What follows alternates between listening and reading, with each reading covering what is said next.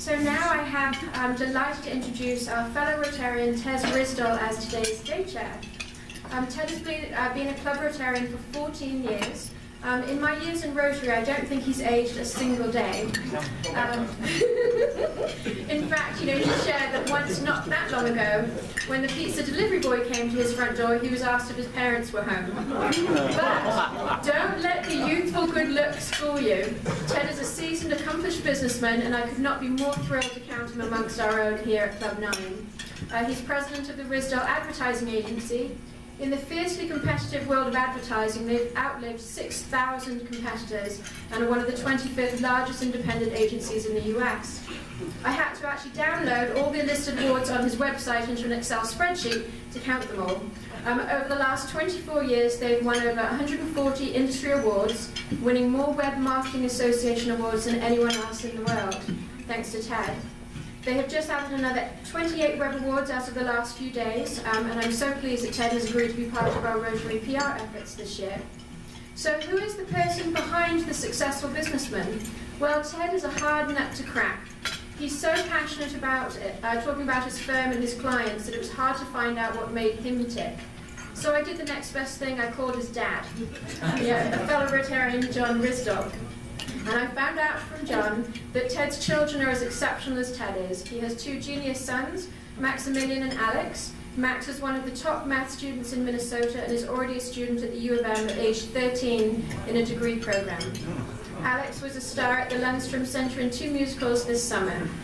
John described Ted as one crazy golfer.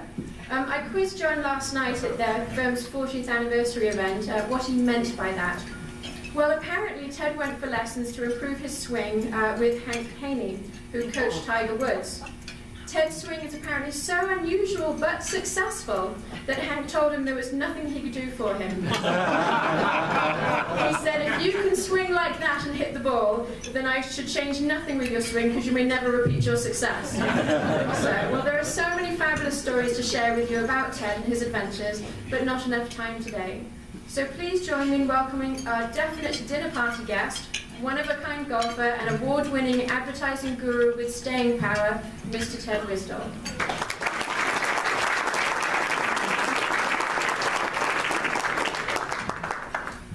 Hey, good afternoon. That was very nice. Thank you. Thanks for coming to the event last night, too. We piled through about 900 and some cookies and thousands of donuts, so it was big fun. That got me there. Yeah. So it's my absolute pleasure today to introduce both Susan and John as our conversationalists.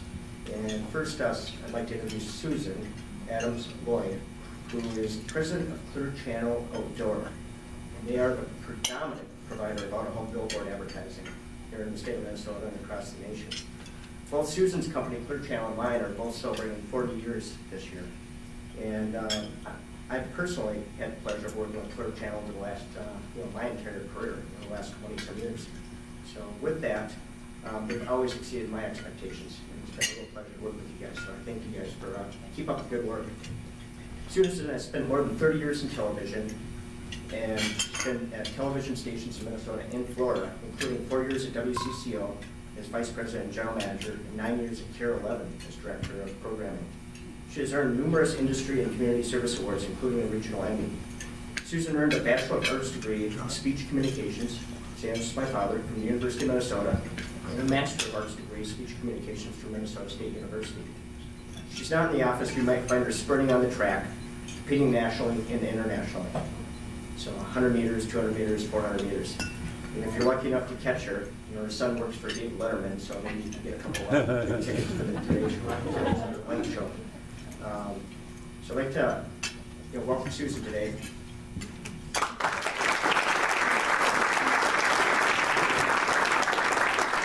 I'd also like to introduce John Rash. And John goes back with my family with his brother Bill, who worked with my stepmother at the Minnesota Daily for years. And so we've known the Rashes for a long time. And he writes for the Star Tribune and also the Rash Report column, which explores the intersection of media, culture, society, and politics. He is also an editorial writer and a member of the Star Tribune's editorial board. John teaches mass media and politics in his alma mater, the University of Minnesota, where he majored in political science and minored in French. Voila. John's commentary on media and pop culture can be heard on the Rash Report, which runs Monday through Friday, 7:50 a.m. on WCCO. Prior to joining the editorial board, John was a senior vice president, director of media analysis for columnist. He lives in St. Louis Park with his wife and 2 children. So, welcome, John.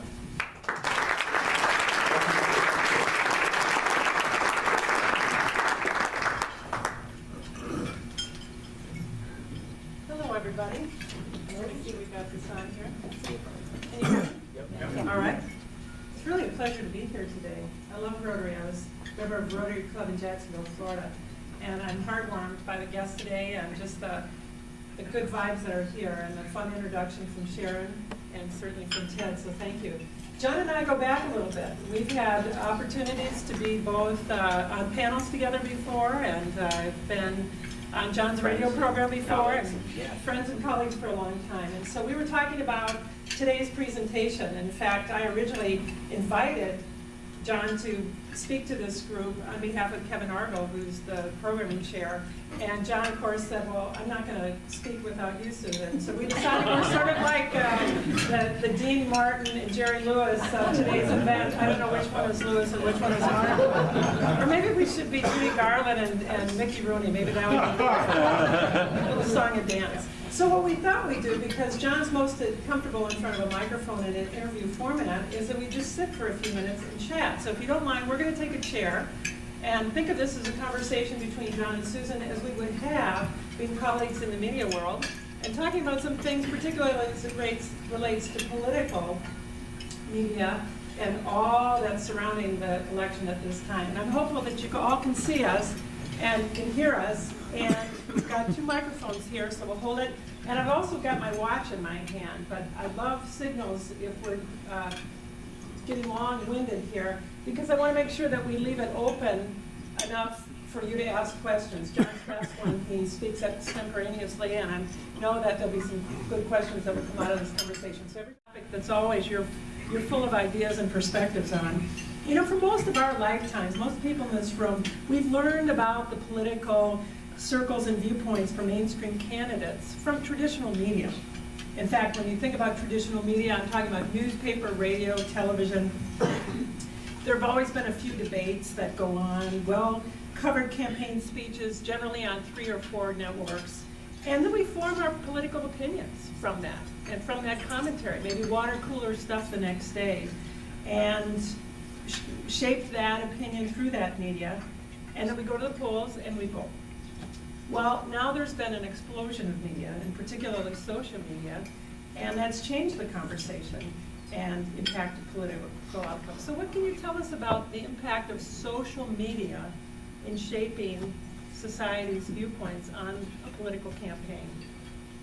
Well, first, thank you for the question, and just quickly, I wanted to thank everyone for having me here, and all of you out there who are readers of the Star Tribune. I know many of you traditionally have been advertisers as well, and particularly as a journalist who spent 25 years at an advertising agency, perhaps more than most, I understand the link between the commerce and the journalism, so we greatly appreciate the support that we've had throughout the years. And in response to your question, certainly the impact of social media on politics is profound, long-lasting, and still evolving, just as it is in every other societal sector as well.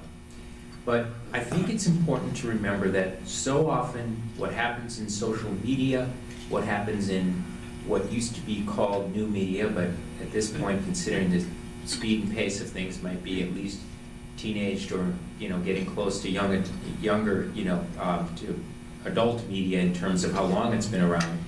But it still has the biggest impact when it reaches those mainstream media forms. So to the degree that social media can represent a coalescence of opinion, can represent a way that journalists can get a pulse of what's going on with the electorate, I think that's where the impact is very significant. And yet still most of us, because even if you're well-wired and well-connected, have a lot of friends on Facebook or followers on Twitter, you're certainly not talking to everyone, and yet nearly everyone still immerses themselves to some degree in the news narrative through television and at least still to some degree through newspapers.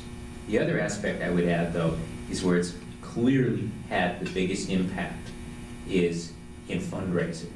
And many of you, here perhaps remember the 2004 election and the incident that was called the Dean Scream. If you remember, Governor Dean of Vermont, who was running for president in the Democratic Party, had a rally which those that were there, and I've talked to people who were there, said it played very, very differently in the hall, but on television it looked like he perhaps wasn't ready for prime time in terms of how he responded to a question, and he was far more enthusiastic than I'm about to show here, but talking about all the next states he would be going to, and he never recovered from it. Okay, we remember that, but political scientists and campaign historians will look back at his campaign and his impact, and he'll be remembered more as years go on because he was the one who best innovated, set the path in a way of how the internet could be used to raise money in relatively small amounts and to gather small amounts of what used to be disparate people, but like a constellation in the northern sky here in Minnesota, you start looking how it kind of all comes together. He brought different groups together and built a very effective presidential campaign, particularly for nearly a complete national unknown, a governor of a very small state. And so, that's where I think it's had the biggest